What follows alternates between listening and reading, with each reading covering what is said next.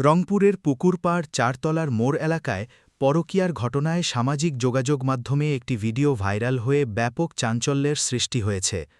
স্থানীয় সূত্রে জানা যায়, অফিস থেকে তাড়াতাড়ি ফিরে আসেন এক স্বামী, কারণ দিনটি ছিল বিশেষ।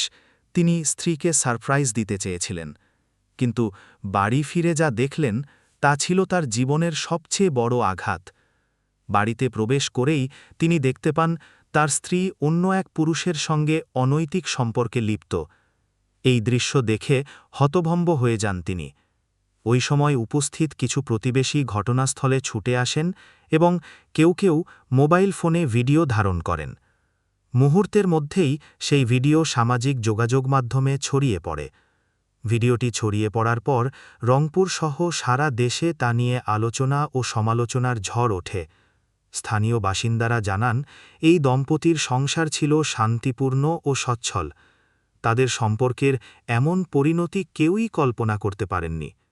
ঘটনাটি জানাজানি হওয়ার পর এলাকা জুড়ে বিব্রতকর পরিস্থিতি তৈরি হয়।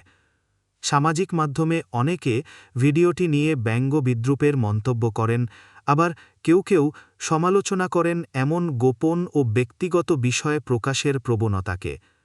সমাজ বিশ্লেষকরা বলছেন, ব্যক্তিগত সম্পর্কের এমন ভিডিও প্রকাশ করা শুধু আইনবিরুদ্ধই নয়, এটি সামাজিক ও মানসিকভাবে ক্ষতিকর।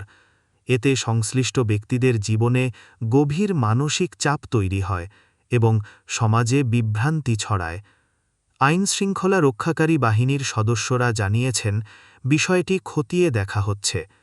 তারা সবাইকে আহ্বান জানিয়েছেন, কেউ যেন এমন সংবেদনশীল ভিডিও বা ছবি সামাজিক মাধ্যমে প্রচার না করেন।